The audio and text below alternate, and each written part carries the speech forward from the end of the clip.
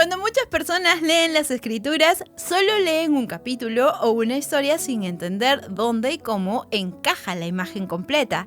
Así que en este episodio revisaremos la historia del Antiguo Testamento, pero también mostraremos cómo algunos eventos del Libro de Mormón encajan en la historia. Así que será súper divertido y probablemente conectarás ideas que nunca se te hubieran pasado por la mente. Comencemos.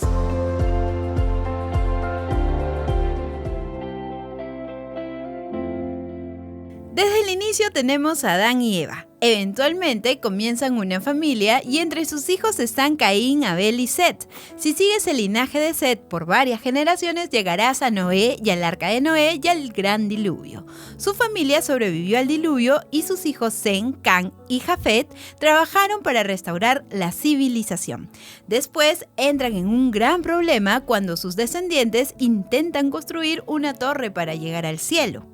Como consecuencia de su iniquidad, su lenguaje fue confundido, excepto un grupo de personas que fueron perdonadas, y les fue comandado por Dios construir barcas, cruzar el océano y heredar la tierra prometida en las Américas.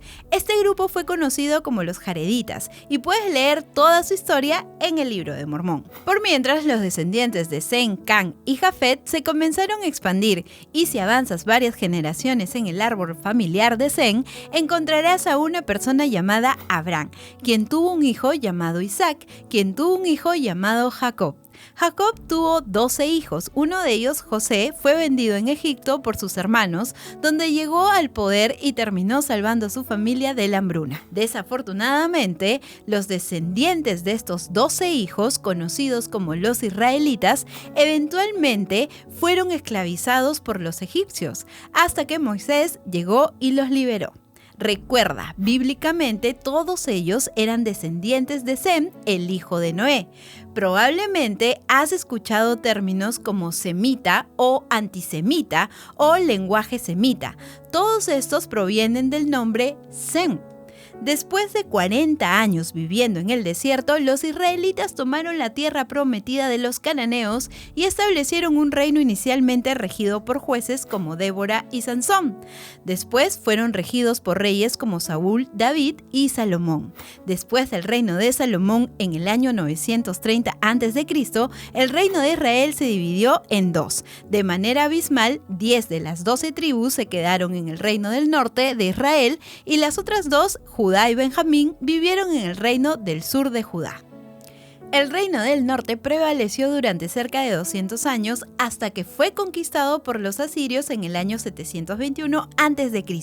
Ellos se llevaron la mayor parte de las 10 tribus a Asiria y por ello se llegaron a conocer como las 10 tribus perdidas. Los asirios repoblaron el reino del norte con asirios, quienes se casaron con los israelitas que restaban. Esto era una violación a la ley de Moisés, puesto que los asirios eran gentiles. La posteridad de estas relaciones fueron conocidos como los samaritanos, y esta es una de las tantas razones por las cuales a las personas no les agradaban los samaritanos. Muchos los veían como sangre sucias. En el año 701 a.C., los asirios intentaron conquistar el reino del sur de Judá, pero milagrosamente el ataque a Jerusalén se desplomó. Esto llevó a la creencia de que la gran ciudad Jerusalén no podía caer. 100 años después, dos residentes de la ciudad de Jerusalén, Lamán y Lemuel, pensaban que su padre estaba loco cuando profetizaba que Jerusalén caería ante los babilonios.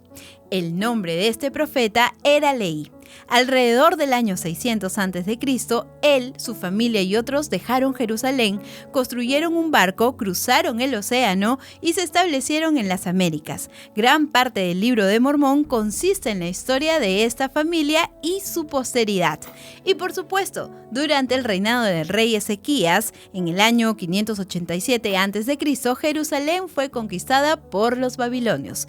Pero durante la batalla, uno de los hijos del rey llamado Mulek escapó con un pequeño grupo de personas, tal como el grupo de Leí. Ellos también llegaron a las Américas y su historia está registrada también en el Libro de Mormón.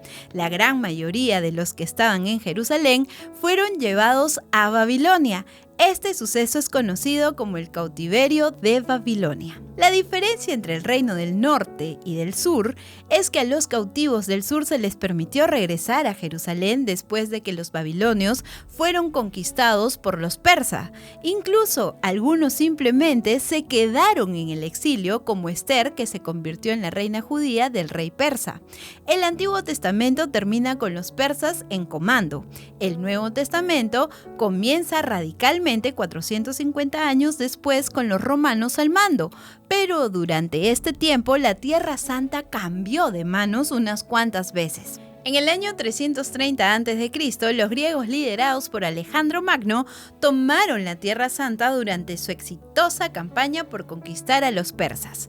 Cuando Alejandro murió, su imperio fue dividido en 4 imperios. Ptolomeo y su reino egipcio comandó la Tierra Santa por un tiempo, hasta que fueron conquistados por los sirios selyúcidas. En el año 167 a.C., los macabeos, una prominente familia en Jerusalén, lideró una exitosa revuelta contra los selyúcidas, y la Tierra Santa fue una vez más independiente por un tiempo, hasta que los romanos tomaron control entre los años 63 y 37 a.C. Así que al inicio del Nuevo Testamento encontramos a los romanos a cargo, con María y José viajando a Belén para pagar sus impuestos. Entonces, esto fue una breve historia de eventos para ti desde Adán y Eva hasta el nacimiento de Cristo. Si tienes preguntas o acotaciones, no dudes en dejarlas en la sección de comentarios. Nos vemos en un próximo segmento de Fe y Creencias aquí en másfe.org.